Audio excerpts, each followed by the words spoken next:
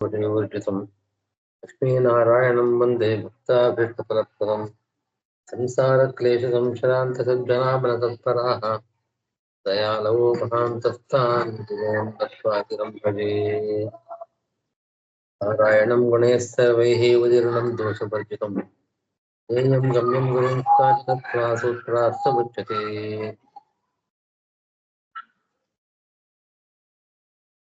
नाल्कನೇ ಅಧ್ಯಾಯ ಚತುರ್ಥಾಧ್ಯಾಯದ ಚತುರ್ಥ ಪಾದ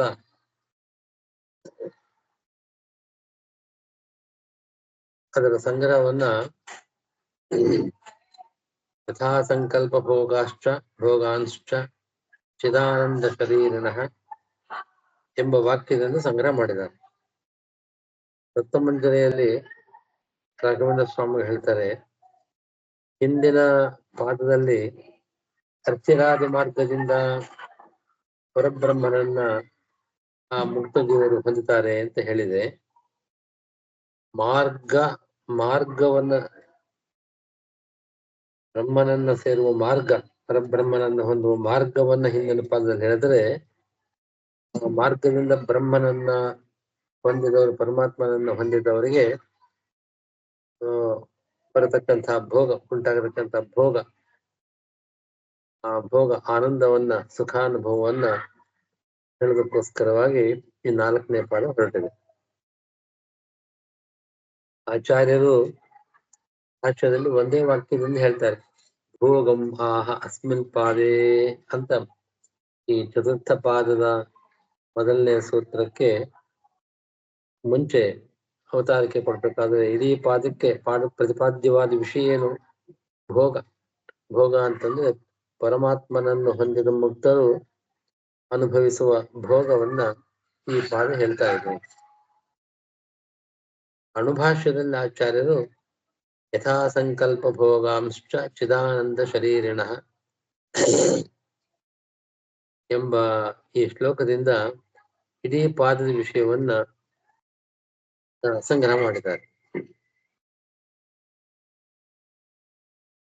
ಯಥಾ ಸಂಕಲ್ಪ ಭೋಗಾಶ್ಚ, ಅದು ಭೋಗಾಂಶ್ಚ ಅಂತ ಪ್ರಿಂಟ್ ಆಗಿದೆ, ತಪ್ಪದು. ಯಥಾ ಸಂಕಲ್ಪ ಭೋಗಾಶ್ಚ ಚಿದಾನಂದ ಶರೀರಿಣಃ. ಹಿಂದಿನ ಪಾದದ ಸಂಗ್ರಹ ಮಾಡಬೇಕಾದ್ರೆ ನರೋಚ್ಚಾದ್ಯಾಹ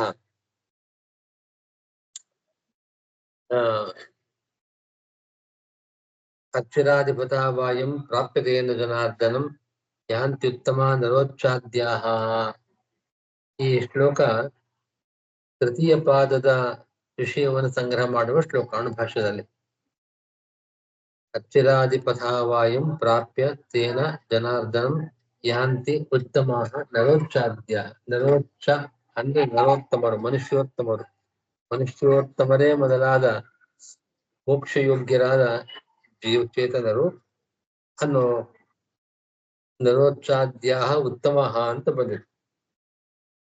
ಯಾಂತ್ಯುತ್ತಮ ನರೋಚ್ಚಾದ್ಯ, ಯಾಂತಿ ನರೋಚ್ಚಾದ್ಯ ಉತ್ತಮ ಬ್ರಹ್ಮ ಯಾಂತಿ, ಬ್ರಹ್ಮನನ್ನು ಹೊಂದುವರು ಅನ್ನೋ ಶ್ಲೋಕದಲ್ಲಿ ನರೋಚ್ಚಾದ್ಯ ಉತ್ತಮ ಅನ್ನೋ ಪದ ಇದೆಯಲ್ಲ, ಅದನ್ನು ಸೇರಿಸ್ಕೊಳ್ಬೇಕು.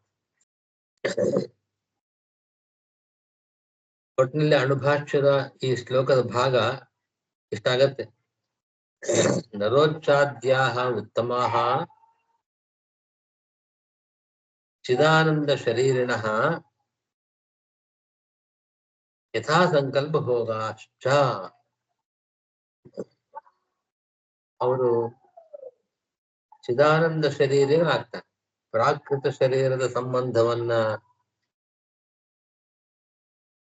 ಇಲ್ಲದಂತೆ ಮಾಡಿಕೊಂಡು ಪ್ರಾಕೃತ ದೇಹ ಸಂಬಂಧ ರಹಿತರಾಗಿ ಜ್ಞಾನಾನಂದಾತ್ಮಕವಾದ ಶರೀರವನ್ನ ಪಡೆದವರಾಗಿ, ಅಂದ್ರೆ ಮುಕ್ತರಾಗಿ, ಹೀಗೆ ಮುಕ್ತರಾಗುವ ಜ್ಞಾನಾನಂದಾತ್ಮಕವಾದ ಶರೀರ ಮಾತ್ರ ಇರತಕ್ಕವರಾಗಿದ್ದ ಅಷ್ಟೇ ಅಲ್ಲ, ಯಥಾ ಸಂಕಲ್ಪ ಭೋಗಾಶ್ಚ, ತಾವು ಯಾವುದನ್ನು ಬಯಸ್ತಾರೋ ಅಂತ ಭೋಗವನ್ನು ಪಡೆಯತಕ್ಕವರಾಗ್ತಾರೆ, ಭೋಗವುಳ್ಳವರಾಗ್ತಾರೆ.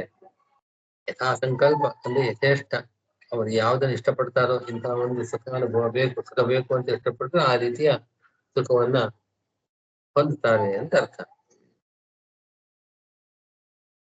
ಯಥಾ ಸಂಕಲ್ಪ ಭೋಗಾಶ್ಚ, ಯಥಾ ಸಂಕಲ್ಪ ತಮ್ಮ ಸಂಕಲ್ಪದಂತೆ ಭೋಗವುಳ್ಳವರೂ ಆಗ್ತಾರೆ.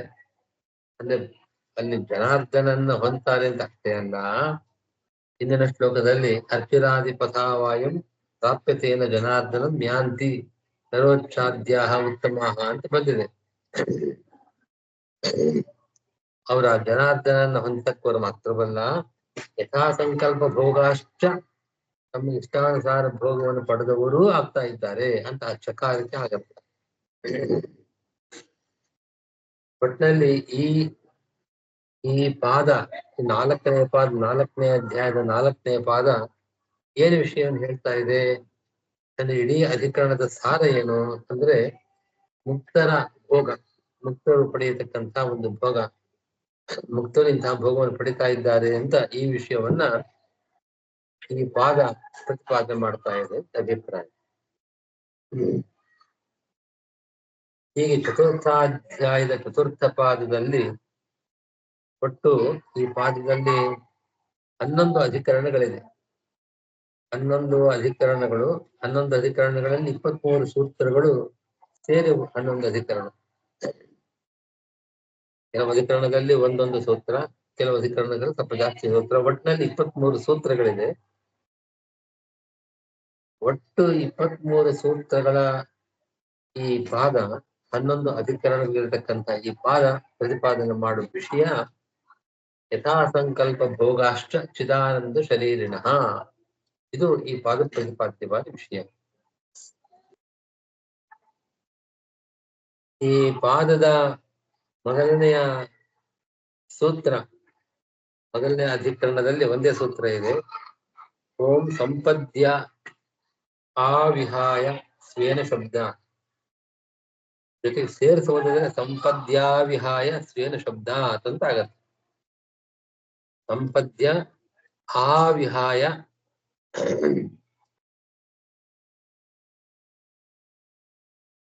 ಸಂಪದ್ಯ ಅವಿಹಾಯ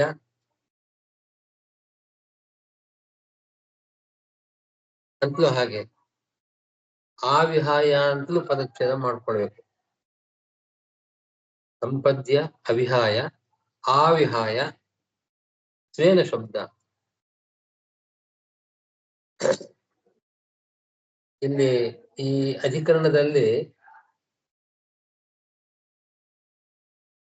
ಸಂಸಾರಿಗಳಾದ ಜೀವರು ತಮ್ಮ ಸಾಧನಾನುಷ್ಠಾನವನ್ನು ಮಾಡಿದ ಮೇಲೆ ಅದು ಪರಿಪೂರ್ತಿ ಆದಾಗ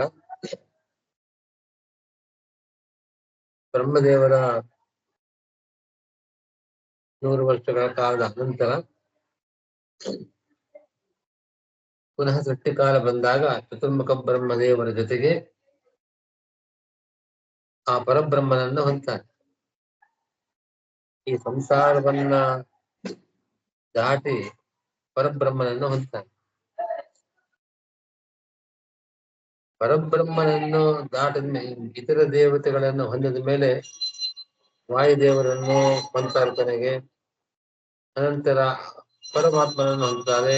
ಹಾಗೆ ಹೇಳುವಂತೆ ಪರಬ್ರಹ್ಮನನ್ನು ಹೊಂದಿದ ಮೇಲೆ ಅವನನ್ನು ಬಿಟ್ಟು ಮುಂದಕ್ಕೆ ಇನ್ನೊಬ್ಬರನ್ನು ಪಡಿತಾರೆ ಅಂತಿಲ್ಲ. ಪರಬ್ರಹ್ಮನನ್ನು ಅತಿಕ್ರಮಿಸದೆ ಅವನನ್ನು ದಾಟಿ ಭೋಗ ಅಂತಿಲ್ಲ.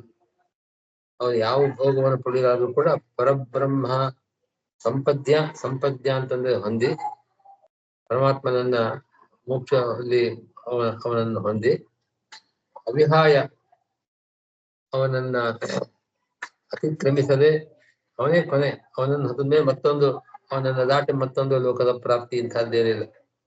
ಹಾಗೆ ಅವಿಹಾಯ ಅವನನ್ನು ಅತಿಕ್ರಮಿಸದೆ, ಹಾಗೆ ಆವಿಹಾಯ ಅವರಿಗೇನು ಮೊದಲು ಸಂಸಾರ ಕಾಲದಲ್ಲಿ ಒಂದು ರೂಪ ಇತ್ತು, ಅದು ಅನ್ಯಥಾ ರೂಪ, ಅದು ಜೀವನ ನಿಜವಾದ ರೂಪ ಅಲ್ಲ, ಸ್ವಾಭಾವಿಕವಾದ ರೂಪ ಅಲ್ಲ. ಅದು ಸಂಸಾರ ಕಾಲದಲ್ಲಿ ಅವಿದ್ಯಾದಿಗಳಿಂದ, ಅಜ್ಞಾನ ಮೊದಲಾದವುಗಳ ಕಾರಣದಿಂದ ಅವರಿಗೆ ಇನ್ನೊಂದು ರೂಪ ಇತ್ತು, ದುಃಖಾದಿಗಳನ್ನು ಅನುಭವಿಸ್ತಕ್ಕಂತಹ ಒಂದು ಸಂಭವ ಇತ್ತು, ಅಂತಹ ಸ್ವರೂಪ ಇತ್ತು. ಅದನ್ನ ವಿಹಾಯ ಪೂರ್ಣವಾಗಿ ಅದನ್ನ ಬಿಟ್ಟು ಆವಿಹಾಯ ಪರಬ್ರಹ್ಮನನ್ನ ಅವಿಹಾಯ, ಪರಬ್ರಹ್ಮನನ್ನ ಅತಿಕ್ರಮಿಸದೆ ಆದರೆ ಅವರು ಸಂಸಾರ ಕಾಲದಲ್ಲಿ ಯಾವ ಒಂದು ಅನ್ಯಥಾ ರೂಪ, ಒಂದು ಬೇರೆ ರೀತಿಯ ಸ್ವರೂಪ ಇತ್ತೋ ಅದನ್ನು ಮಾತ್ರ ಅಂದ್ರೆ ಪೂರ್ಣವಾಗಿ ಪರಿಪೂರ್ಣವಾಗಿ ಮತ್ತೊಂದು ಸರ್ತಿ ಹೋದಂತಹ ರೂಪದ ಪ್ರಾಪ್ತಿ ಇಲ್ಲ. ಹಾಗೆ ಆ ವಿಹಾಯ ಸಂಪೂರ್ಣವಾಗಿ ಅದನ್ನ ಪರಿತ್ಯಾಗ ಮಾಡಿ, ಆದ್ರೆ ಪರಿಬ್ರಹ್ಮನನ್ನ ಅತಿಕ್ರಮಿಸದೆ, ಅವನನ್ನು ಮೀರದೆ, ಅವನನ್ನು ಬಿಟ್ಟು ಮುಂದೆ ಹೋಗಿ ಅಂತ ಅನ್ನೋ ಪರಿಸ್ಥಿತಿ ಇಲ್ಲ. ಸ್ವೇದ ರೂಪೇಣ ತಮ್ಮ ನಿಜವಾದ ಸ್ವರೂಪ ಏನಿದೆ ಆ ಸ್ವರೂಪವನ್ನು ಪಡೆದು ಭೋಗವನ್ನು ಹೊಂದ್ತಾ ಇದ್ದಾರೆ. ಶಬ್ದಾತ್ ಶ್ರುತಿ ಹೇಳ್ತಾ ಇದೆ ಅದನ್ನ. ಸೂತ್ರಕ್ಕೆ ಅರ್ಥ ಹಾಗೆ. ಈ ಸೂತ್ರದ ಅರ್ಥವನ್ನೇ ಯಥಾ ಸಂಕಲ್ಪ ಭೋಗ ಅಷ್ಟು ಚಿದಾನಂದ ಶರೀರಣ ಅನ್ನೋ ವಾಕ್ಯ ಇದೆ. ಇದನ್ನೇ ಹೇಳುತ್ತೆ. ಈ ವಾಕ್ಯವೇ ಈ ಅಧಿಕರಣದ ವಿಷಯವನ್ನು ಹೇಳ್ತಾರೆ. ಅಲ್ಲಿ ಹಿಂದಿನ ವಾಕ್ಯದಲ್ಲಿ ಅರ್ಚಿರಾದಿ ಮಥಾ ವಾಯುಂ ಪ್ರಾಪ್ಯತೆ ನ ಜನಾರ್ದನಂ ಯಾಂತ್ಯುತ್ತಮಾನರೋಚ್ಛಾದ್ಯಾಹ ಸಹಾಮುನಾ ಅಂತ ಇದೆ. ಅಲ್ಲಿ ಅಮುನಾ ಸಹ ಅನ್ನೋದನ್ನ ಇಲ್ಲಿ ಸೇರಿಸ್ಕೊಂಡು ಅಮುನಾ ಸಹ ಆ ಪರಮಾತ್ಮನ ಜೊತೆಗೆ ಪರಮಾತ್ಮನ ಜೊತೆಗಿದ್ದು ಅವನನ್ನು ಮೀರದೆ ನಮ್ಮ ಇಚ್ಛಾನುಸಾರ ಭೋಗವನ್ನು ಹೊಂದತಕ್ಕವರು ಅಂತ ಈ ಶ್ಲೋಕದ ಈ ಭಾಗ, ಈ ಶ್ಲೋಕ ಈ ಪಾದದ ಸಂಗ್ರಹವನ್ನು ಹೇಗೆ ಮಾಡ್ಕೊಡತ್ತೋ ಹಾಗೆ ಈ ಅಧಿಕರಣದ ಮೊದಲನೇ ಅಧಿಕರಣದ ಈ ಸೂತ್ರ ಸಂಪದ್ಯಾವಿಹಾಯ ಅನ್ನೋ ಈ ಸೂತ್ರ ಇದೆಲ್ಲ ಸಂಪದ್ಯಾಧಿಕರಣ ಅಂತ ಇದನ್ನ ಕರೆಯೋದುಂಟು. ಈ ಅಧಿಕರಣದ ವಿಷಯವನ್ನು ಕೂಡ ಈ ವಾಕ್ಯವೇ ಸಂಗ್ರಹ ಮಾಡ್ತಾ ಇದೆ.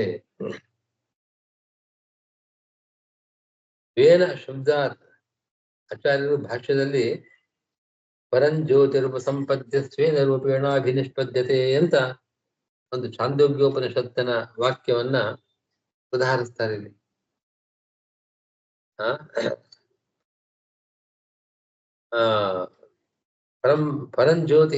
ಪರಂಜ್ಯೋತಿ ಉಪಸಂಪದ್ಯ ಪರಮಾತ್ಮನನ್ನ ಹೊಂದಿ ಸ್ವೇನ ರೂಪೇಣ ಅಭಿನಿಷ್ಪದ್ಯತೆ ತನ್ನ ಸ್ವಾಭಾವಿಕವಾದ ಒಂದು ಸ್ವರೂಪ ಏನಿದೆ ಆ ಸ್ವರೂಪವನ್ನ ಪಡೆಯತಕ್ಕವರಾಗ್ತಾರೆ ಅಂತ ಆ ಶ್ರುತಿಯ ಅಭಿಪ್ರಾಯ. ಆ ಶ್ರುತಿ ಹೇಳ್ತಾ ಇದೆ ಇದನ್ನ, ಯಾವುದನ್ನ?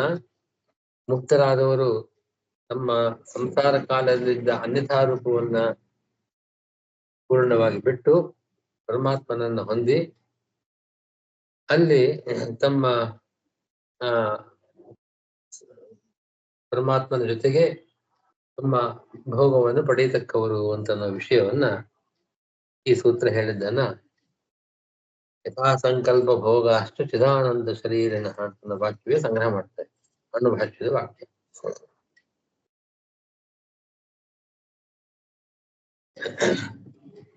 ಇದು ಮೊದಲನೇ ಅಧಿಕರಣ, ಮೊದಲನೇ ಸೂತ್ರ.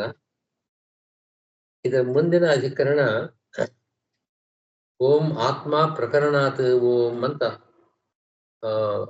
ಅದಕ್ಕಿಂತ ಮುಂಚೆ ಸಂಪದ್ಯಾಧಿಕರಣ ಓಂ ಮುಕ್ತ ಪ್ರತಿಜ್ಞಾನಾತ್ ಅಂತ. ಮುಕ್ತ ಪ್ರತಿಜ್ಞಾನಾತ್ ಓಂ ಅಂತ ಎರಡನೇ ಅಧಿಕರಣ. ಈ ಅಧಿಕರಣವನ್ನು ಮುಕ್ತಾಧಿಕರಣ ಅಂತ ಕರೀತಾರೆ. ಇದು ಒಂದೇ ಸೂತ್ರ. ಈ ಅಧಿಕರಣದಲ್ಲಿ ಪರಬ್ರಹ್ಮನನ್ನ ಹೊಂದಿ ಅವನ ಜೊತೆಗೆ ಇದ್ದು ಅವನನ್ನು ಮೀರದೆ ಭೋಗವನ್ನ ಹೊಂದತಕ್ಕವರು ಅವರು ಮುಕ್ತರು ಅನ್ನೋ ವಿಷಯವನ್ನ ಸಮರ್ಥನೆ ಮಾಡತಕ್ಕಂತ ಅಧಿಕರಣ.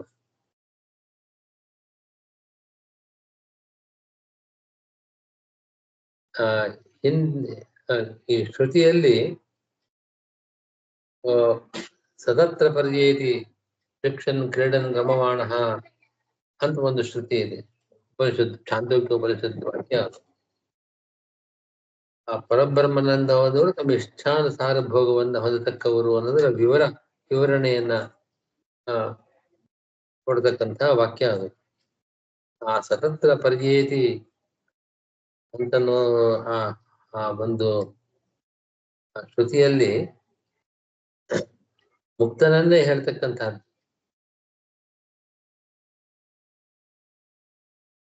ಮುಕ್ತನೇ ಅಲ್ಲಿ ಪ್ರತಿಪಾದ್ಯನಾಗಿದ್ದಾನೆ.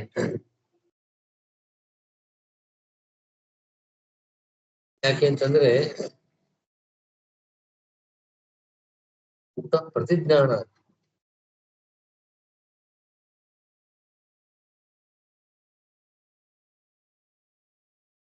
ಮುಕ್ತ ಪ್ರತಿಜ್ಞಾನ ಅನ್ನೋ ಸೂತ್ರದಲ್ಲಿ ಭಾಷ್ಯದಲ್ಲಿ ಆಚಾರ್ಯರು ಮುಕ್ತ ಏವ ಉಚ್ಯತೆ ಅಹರಹ ಏನಂ ಅನುಪ್ರವಿಶತಿ ಉಪಸಂಕ್ರಾಮತೆ ನ ಚ ತತ್ರ ಮೋದತೆ ನ ಪ್ರಮೋದತೆ ನ ಕಾಮಾನ್ ಅನುಭವತಿ ಬದ್ಧೂ ಹಿ ಏಷ ತದಾ ಭವತಿ ಅಥ ಯದೇನಂ ಮುಕ್ತಃ ಅನುಪ್ರವಿಶತಿ ಮೋದತೆ ಚ ಪ್ರಮೋದತೆ ಚ ಕಾಮಾಂಶ್ಚೈವ ಅನುಭವತಿ ಅಂತ ಒಂದು ಶ್ರುತಿಯನ್ನು ಉದಾಹರಿಸಿ ಹೇಳ್ತಾ ಇದ್ದಾರೆ. ಪ್ರತಿನಿತ್ಯವೂ ಕೂಡ ಸುಷುಪ್ತಿ ಕಾಲದಲ್ಲಿ ಗಾಢ ನಿದ್ರೆಯ ಸಂದರ್ಭದಲ್ಲಿ ಈ ಜೀವರು ಪರಮಾತ್ಮನನ್ನು ಹೊಂದ್ತಾರೆ, ತಮ್ಮ ಹೃದಯದಲ್ಲಿರತಕ್ಕಂತಹ ಪರಮಾತ್ಮನನ್ನ ಹೊಂದ್ತಾರೆ. ಆದರೆ ಅವರಿಗೆ ಮೋಕ್ಷ ಕಾಲದಲ್ಲಿ ಇದ್ದ ಒಂದು ದಿವ್ಯವಾದ ಭೋಗ ಹಾಗಿಲ್ಲ.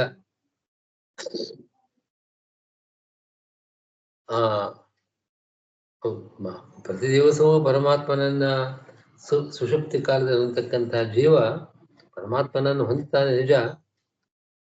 ಆದರೆ ಆ ಮೋದ ಪ್ರಮೋದಗಳು ಯಾವ ರೀತಿ ಮೋಕ್ಷ ಕಾಲದಲ್ಲಿ ಇದೆಯೋ ಅಂತ ಒಂದು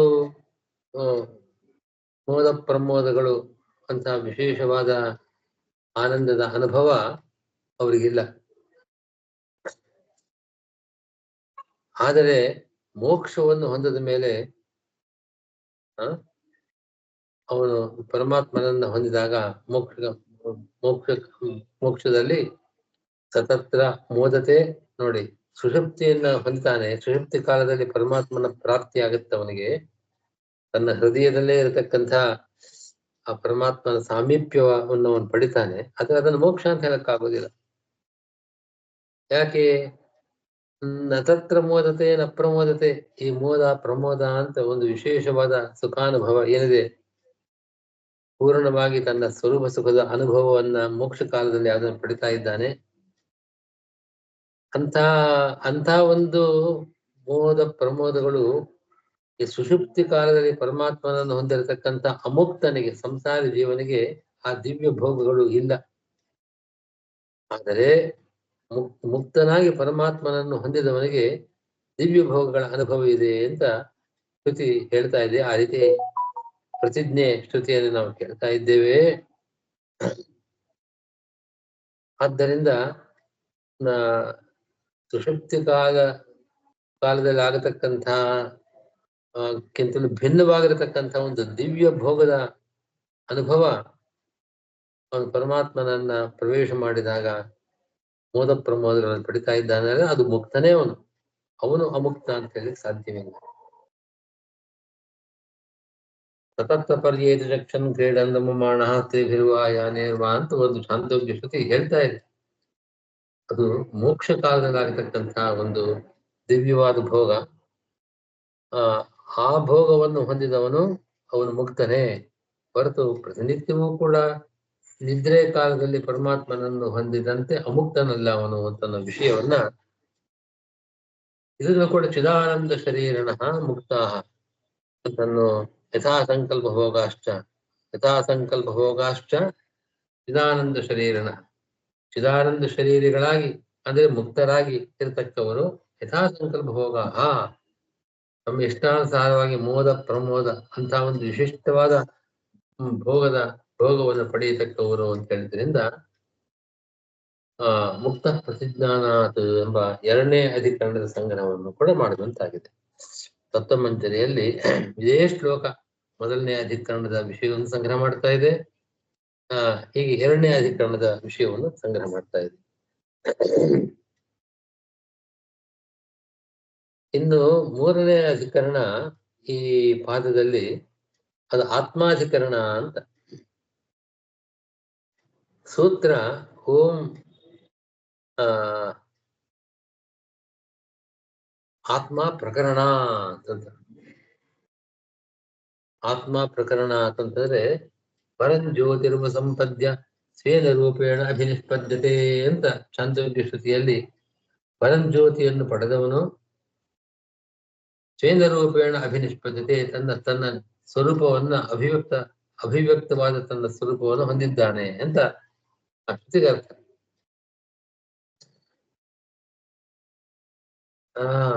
ಆದರೆ ಶ್ರುತಿಗಳಲ್ಲಿ ಪರಂಜ್ಯೋತಿರ್ವ ಸಂಪದ್ಯ ಅಂತ ಏನು ಶ್ರುತಿ ಇದೆ, ಪರಂಜ್ಯೋತಿ ಅಂತಂದ್ರೆ ಜ್ಯೋತಿ ಅಂತಂದ್ರೆ ಸೂರ್ಯ, ಆದಿತ್ಯ. ಈ ಸೂರ್ಯನನ್ನ ಹೊಂದುತ್ತಾರೆ ಅಂತ ಅಷ್ಟೇ ಅರ್ಥ. ಸ ತೇಜಸ್ಸಿ ಸೂರ್ಯ ಸಂಪನ್ನ ಅಂತ ಇಂದು ಷಟ್ಪ್ರಶ್ನೋಪನಿಷತ್ತಿನಲ್ಲಿ ಆ ಜ್ಯೋತಿಷ್ ಶಬ್ದವನ್ನ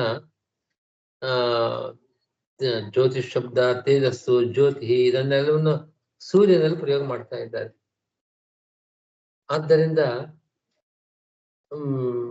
ಪರಂಜ್ಯೋತಿರ್ವ ಸಂಪದ್ಯ ಸ್ವೇನ ರೂಪೇಣ ಅಭಿನಿಷ್ಪದ್ಯತೆ, ಪರಂಜ್ಯೋತಿಯನ್ನು ಪಡೆದವನು ಅಂತ ಪಡೆದು ತನ್ನ ನೈಜವಾದ ಸ್ವರೂಪದ ಅಭಿವ್ಯಕ್ತಿಯನ್ನು ಪಡಿತಾನೆ ಅಂತ ಏನ್ ಶ್ರುತಿ ಹೇಳ್ತಾ ಇದೆ.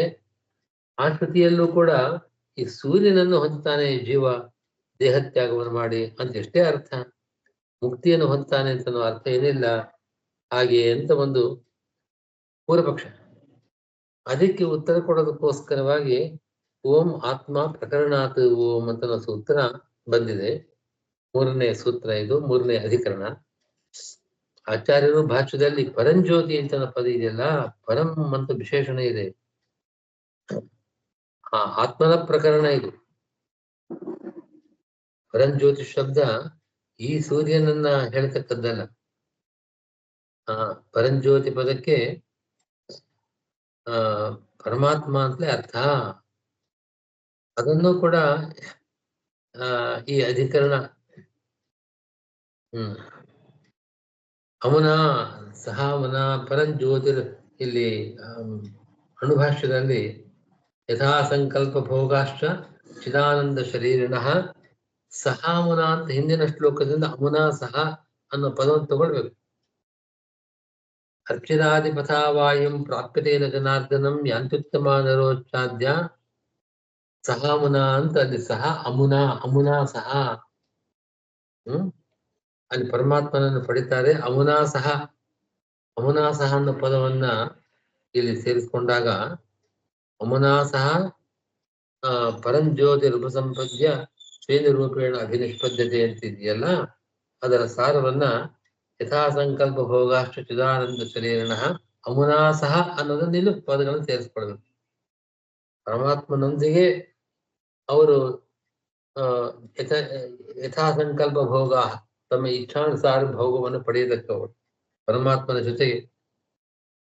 ಆದ್ದರಿಂದ ಪರಮಾತ್ಮನ ಈ ಸೂರ್ಯನ ಜೊತೆಗೆ ಹೋದಾಗ ಸೂರ್ಯಲೋಕಕ್ಕೆ ಹೋಗಿ ಅನುಭವವನ್ನ ತಮ್ಮ ಇಷ್ಟಾನುಸಾರ ಭೋಗವನ್ನು ಪಡಿತಾರೆ ಅಂತ ಆ ರೀತಿ ಅರ್ಥ ಅಲ್ಲ ಇದಕ್ಕೆ. ಪರಂಜ್ಯೋತಿಯನ್ನ ಪಡೆದು ಅವನ ಜೊತೆಗೆ ತಮ್ಮ ಸ್ವರೂಪದ ಅಭಿವ್ಯಕ್ತಿಯನ್ನು ಪಡಿತಾರೆ ಅಂತ ಹೇಳುವ ಈ ಪದಗಳಿಂದ ಪರಮಾತ್ಮನ ಪ್ರಾಪ್ತಿಯನ್ನು ಹೇಳ್ತಾ ಇದೆ ಹೊರತಾಗಿ ಈ ಶ್ರುತಿ ಯಾವ ಶ್ರುತಿ? ಪರಂಜ್ಯೋತಿ ಉಪಸಂಪದ್ಯ, ಪರಂಜ್ಯೋತಿಯನ್ನು ಹೊಂದಿ ಸ್ವೇನ ರೂಪೇಣ ಅಭಿನಶ್ಯತೆ, ತನ್ನ ಸಸ್ವರೂಪದ ಅಭಿವ್ಯಕ್ತಿಯನ್ನು ಪಡಿತಿದ್ದಾನೆ ಅಂತ ಹೇಳ್ತಕ್ಕಂತಹ ಶ್ರುತಿ. ಪರಂಜ್ಯೋತಿ ಅನ್ನೋ ಶಬ್ದ ಈ ಶ್ರುತಿಯಲ್ಲಿ ಪರಂಜ್ಯೋತಿ ಅನ್ನೋ ಶಬ್ದ ಪರಮಾತ್ಮನನ್ನು ಹೇಳ್ತಕ್ಕದ್ದು. ಯಾಕೆಂತಂದ್ರೆ ಸಹಾಮನ ಆ ಪರಮಾತ್ಮನ ಜೊತೆಗೆ ಪರಂಜ್ಯೋತಿಯನ್ನು ಹೊಂದಿ ಅವನೊಂದಿಗೆ, ಅವನನ್ನು ಮೀರದೆ, ಅವನನ್ನು ಅತಿಕ್ರಮಿಸದೆ, ಅವನೊಂದಿಗೆ ಯಥಾ ಸಂಕಲ್ಪ ಭೋಗ ಅಂತ ತಮ್ಮ ಇಷ್ಟಾನುಸಾರ ಭೋಗವನ್ನು ಹೊಂದತಕ್ಕವರು ಅಂತ ಹೇಳುವ ಮೂಲಕ ಈ ಪರಂಜ್ಯೋತಿ ಶಬ್ದ ಪರಮಾತ್ಮನನ್ನು ಹೇಳ್ತಕ್ಕಂಥ ಶಬ್ದ ಹೊರತಾಗಿ ಸೂರ್ಯನನ್ನ ಹೇಳ್ತಕ್ಕಂಥ ಶಬ್ದವಲ್ಲ ಅಂತ ಸ್ಪಷ್ಟವಾಗತ್ತೆ ಅಂತ ಅಭಿಪ್ರಾಯ. ಆಚಾರ್ಯರು ಭಾಷ್ಯದಲ್ಲಿ ಹಾಗೆ ವ್ಯಾಖ್ಯಾನ ಮಾಡಿದ್ದಾರೆ. ಪರಂಜ್ಯೋತಿಷ್ ಶಬ್ದೇನ ಪರಮಾತ್ಮೈವ ಮುಚ್ಯತೆ. ಯಾಕೆ? ತತ್ಪ್ರಕರಣತ್ವ. ಆಚಾರ್ಯರು ಒಂದು ಪುರಾಣ ವಾಕ್ಯವನ್ನು ಅಲ್ಲಿ ಉದಾಹರಿಸ್ತಾರೆ. ಪರಂಜ್ಯೋತಿ ಪರಂ ಬ್ರಹ್ಮ ಪರಮಾತ್ಮಾದಿಕಾ ಗಿರಃ ಸರ್ವತ್ರ ಹರಿಮೇವ ಏಕಂ ಬ್ರೂಯುಃ ನಾಣ್ಯಂ ಕಥಂಚನ ಅಂತ. ಪರಂಜ್ಯೋತಿ ಅಂತ ಒಂದ್ ಕಡೆ ಪದ ಇದೆ, ಪರಂ ಬ್ರಹ್ಮ ಅನ್ನೋ ಪದ ಸಿಗತ್ತೆ ನಮಗೆ, ಪರಮಾತ್ಮ. ಇಂತಹ ಪದಗಳೆಲ್ಲ ಎಲ್ಲಾ ಕಡೆಗಳಲ್ಲೂ ಉಪನಿಷತ್ತಿನಲ್ಲಿ ಎಲ್ಲೆಲ್ಲಿ ಪರಂಜ್ಯೋತಿ ಪರಮಾತ್ಮ ಪರಬ್ರಹ್ಮ ಅನ್ನೋ ಪದಗಳು ಬರುತ್ತೆ, ಇವೆಲ್ಲ ಪದಗಳು ಕೂಡ ಸರ್ವತ್ರ ಹರಿಮೇವ ಏಕಂ ಬ್ರೂಯುಃ, ಶ್ರೀಹರಿಯನ್ನೇ ಹೇಳ್ತಕ್ಕಂಥದ್ದು ಹೊರತಾಗಿ ಮತ್ತೊಬ್ಬರನ್ನು ಹೇಳೋದಿಲ್ಲ ಅಂತ ಒಂದು ಸ್ಮೃತಿ ವಾಕ್ಯವನ್ನು ಕೂಡ ಉದಾಹರಿಸಿದ್ದಾರೆ. ಆ ಪ್ರಕರಣ ಅದು ಪರಮಾತ್ಮನ ಪ್ರಕರಣ, ಅದು ಉಪನಿಷತ್ತಿನಲ್ಲಿ ಬರತಕ್ಕಂತಹ ಪರಂಜ್ಯೋತಿ ರೂಪ ಸಂಪದ್ಯ ಸ್ವೇನ ರೂಪೇಣ ಅಭಿನಿಷ್ಪದ್ಯತೆ ಅಂತ ಅನ್ನೋ ವಾಕ್ಯ ಆತ್ಮನ ಪ್ರಕರಣದಲ್ಲಿ ಬರತಕ್ಕಂತಹ ವಾಕ್ಯ. ಆದ ಕಾರಣ ಈ ಶ್ರುತಿಯಲ್ಲಿ ಸೂರ್ಯನನ್ನು ಹೊಂದಿ ಅವನ ಜೊತೆಗೆ ಭೋಗವನ್ನು ಪಡೆಯೋದು ಅಂತ ಅನ್ನೋದು ಈ ಶ್ರುತಿ ವಾಕ್ಯದ ಅಭಿಪ್ರಾಯವಲ್ಲ ಅಂತನ್ನೋ ಅಂಶವನ್ನ ಯಥಾ ಸಂಕಲ್ಪ ಭೋಗ ಅಷ್ಟು ಚಿದಾನಂದ ಶರೀರಣ ಸಹಾಮುನ ಅನ್ನೋ ಪದಗಳನ್ನು ಸೇರಿಸ್ಕೊಂಡು ಅರ್ಥ ಮಾಡ್ಕೊಳ್ಬೇಕು ಅಂತ ತತ್ವಮಂಜರಿಯಲ್ಲಿ 3ನೇ ಅಧಿಕರಣದ ಸಂಗ್ರಹವನ್ನು ಮಾಡಿಕೊಟ್ಟಿದ್ದಾರೆ.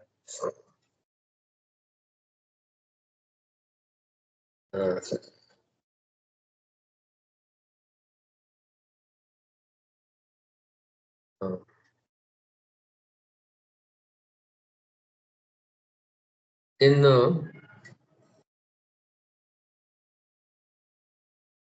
4ನೇ ಅಧಿಕರಣ ಓಂ ಅವಿಭಾಗೇನ ದೃಷ್ಟತ್ವಾತ್. ಅವಿಭಾಗೇನ ದೃಷ್ಟತ್ವಾತ್ ಅಂತ ಒಂದೇ ಸೂತ್ರ ಇಲ್ಲೂ ಕೂಡ ಅವಿಭಾಗಾಧಿಕರಣ ಅಂತ ಇದಕ್ಕೆ ಹಿಂದೆ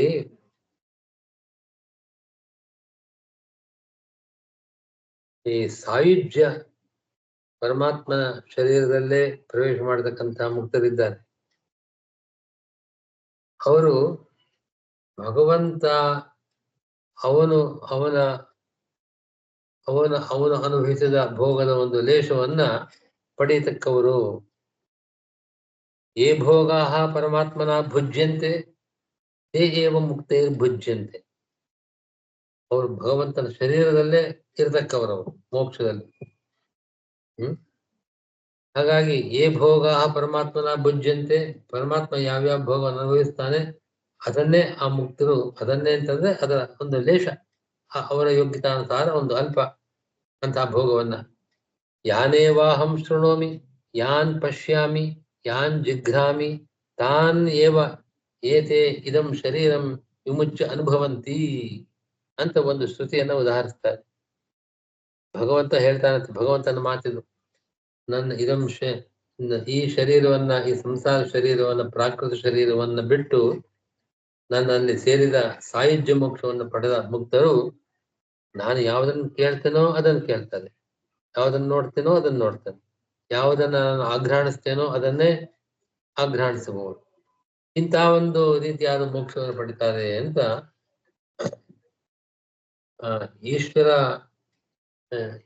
ಈಶ್ವರ ಭುಕ್ತ ಭಗವದ್ಭುಕ್ತ ಭೋಗ ಉಳ್ಳವರಿವರು ಅಂತ ಅದನ್ನು ಸಮರ್ಥನೆ ಮಾಡತಕ್ಕಂಥ ಅಧಿಕರಣ. ಅದನ್ನ ಯಥಾ ಸಂಕಲ್ಪ ಭೋಗ ಅಷ್ಟು ಚಿದಾನಂದ ಶರೀರಣ ಅಮುನಾ ಸಹ, ಅಲ್ಲಿ ಸಹ ಅಮುನ ಅಂತಿದೆ, ಅಮುನಾ ಸಹ ಪರಮಾತ್ಮನ ಜೊತೆಗಿದ್ದು ಪರಮಾತ್ಮನ ಶರೀರದಲ್ಲೇ ಪ್ರವೇಶ ಮಾಡಿ ಅವರು ಯಥಾ ಸಂಕಲ್ಪ ಭೋಗ ತಮ್ಮ ಇಚ್ಛಾನುಸಾರ ಭೋಗಗಳನ್ನು ಹೊಂದತಕ್ಕವರು ಅಂತನ್ನೋದು ಆ ಪರಮಾತ್ಮ ಭೋಗ ಅದರ ಲೇಷವನ್ನ ಪಡೀತಕ್ಕವರು ಸಾಯುಜ್ಯ ಮೋಕ್ಷವನ್ನು ಪಡೆದವರು ಅಂತ ಅನ್ನೋ ವಿಷಯವನ್ನು ಸಂಗ್ರಹ ಮಾಡಿಕೊಟ್ಟಿದೆ.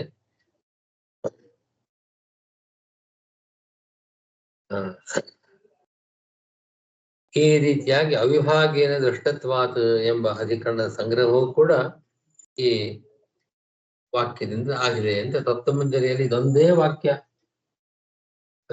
ಚಿದಾನಂದ ಶರೀರಣ ಯಥಾ ಸಂಕಲ್ಪ ಭೋಗಾಶ್ಚ ಚಿದಾನಂದ ಶರೀರಣ ಎಂಬ ವಾಕ್ಯದಿಂದ ಅನೇಕ ಅಧಿಕರಣಗಳ ಸಾರ ಸಂಗ್ರಹ, 4 ಅಧಿಕರಣಗಳ ಸಂಗ್ರಹ ಮಾಡದಂತಾಯ್ತು ಇವಾಗ. ಅಷ್ಟೇ ಅಲ್ಲ, ಇಡೀ ಪಾದದ ವಿಷಯವನ್ನು ಕೂಡ ಇದೊಂದೇ ವಾಕ್ಯ ಹೇಳ್ತಾ ಇದೆ ಅಂತ ತೋರಿಸ್ಕೊಟ್ಟಿದ್ರು. ಎಷ್ಟೇ ತಿಳಿಸಿರ್ತೀನಿ ಮುಂದಿನ ವಿಷಯವನ್ನು ಮತ್ತೆ. ಸ್ವಾಮೀಜಿಗೆ ಮುಖ್ಯ ಪ್ರಾಣ ದೇವ್ರ ಮೂಲಕವಾಗಿ ಮೋಕ್ಷ ಹೋಗೋರು, ಬ್ರಹ್ಮದೇವ್ರ ಮೂಲಕ ಮೋಕ್ಷ ಹೋಗೋರು ಇಬ್ರು ದ್ವಿತೀಯ ಪದಾರ್ಥ ಕೊನೆಯ ಪ್ರಳಯ ಕಾಲದಲ್ಲೇ ಹೋಗೋರ. ಒಂದು ಇನ್ನೊಂದು ಲಿಂಗದೇಹ ಭಂಗ ವಿರಜಾ ನದಿ ಸ್ನಾನಕ್ಕೆ ಮುಖ್ಯ ಪ್ರಾಣ ದೇವ್ರ ಮೂಲಕ ಹೋಗೋರು, ಅವರು ವಿರಜಾ ನದಿಲಿ ಸ್ನಾನ ಮಾಡಿ ಲಿಂಗದೇಹನ ಕಳ್ಕೊಂಡು ಹೋಗ್ತಾರ. ವಾಯುದೇವರು ನೇರವಾಗಿ ಅವ್ರಿಗೆ ಮೋಕ್ಷ ಆಗೋದು ಅವ್ರಿಗೆ ಚತುರ್ಮುಖ ಬ್ರಹ್ಮ ಪದವಿ ಬಂದ ನಂತರದಲ್ಲಿ. ಮುಖ್ಯ ಪ್ರಾಣ ಬ್ರಹ್ಮ ಪದವಿಯನ್ನು ಪಡೆದು ಆ ಬ್ರಹ್ಮದೇವರ 100 ವರ್ಷಗಳು ಮುಗಿದ ಮೇಲೆ ಮೋಕ್ಷವನ್ನು ಹೊಂದತಕ್ಕವರು. ಹೀಗಾಗಿ ಈ ಎಲ್ಲ ಮುಕ್ತ ದೇವರು ಕೂಡ ವಾಯುದೇವರ ಮೂಲಕ ಆ ಚತುರ್ಮುಖ ಬ್ರಹ್ಮನನ್ನ ಸೇರಿ ಚತುರ್ಮುಖ ಬ್ರಹ್ಮದೇವರ 100 ವರ್ಷ ಮುಗಿದ ನಂತರ ಪ್ರಳಯ ಕಾಲ ಮುಗಿದ ಮೇಲೆ ಸೃಷ್ಟಿ ಕಾಲ ಬಂದಾಗ ಪರಮಾತ್ಮನ ದೇಹದಿಂದ ಹೊರಗೆ ಬಂದು ಅವರೆಲ್ಲರೂ ವಿರಜಾ ನದಿ ಸ್ನಾನ ಮಾಡಿ ಮೋಕ್ಷವನ್ನು ಹೊಂದತಕ್ಕವರು ಅಂತ ಇಷ್ಟ ಅಭಿಪ್ರಾಯ ಅಲ್ಲಿ. ಅದೇ ತರ ಈಗ ಸಾಯುಜ್ಯ ಕಾಲದಲ್ಲಿ ಭಗವಂತ ನಂತರನೇ ಅನುಭವಿಸ್ತಾರೆ ಅಂದ್ರೆ ಆ ಮೋಕ್ಷ ಹೊಂದಿದವರು ನಿದ್ರಾವಸ್ಥೆ ಸ್ವಪ್ನಾವಸ್ಥೆ ಇರೋದಿಲ್ಲ ಅಲ್ವಾ? ಎಲ್ಲ ಜೀವರಿಗೂ ಅಲ್ಲ. ಆ ರೀತಿಯ ಮೋಕ್ಷವನ್ನು ಹೊಂದುವ ಒಂದು ಸಾಧನೆ ಮಾಡಿದವರು ಇರ್ತಾರೆ. ಆ ಮುಕ್ತರು ಮಾತ್ರ ಸಾಯುಜ್ಯ ಮೋಕ್ಷವನ್ನು ಪಡಿತಾರೆ. ಮಿಕ್ಕವರು ಸಾರೂಪ್ಯ ಇತ್ತ ಮೋಕ್ಷವನ್ನು ಪಡಿತಕ್ಕವರು. ಆಯ್ತು ಗುರು, ನಮಸ್ಕಾರ. ನಮಸ್ಕಾರ ಸ್ವಾಮಿ. ನಮಸ್ಕಾರ ಸ್ವಾಮಿ.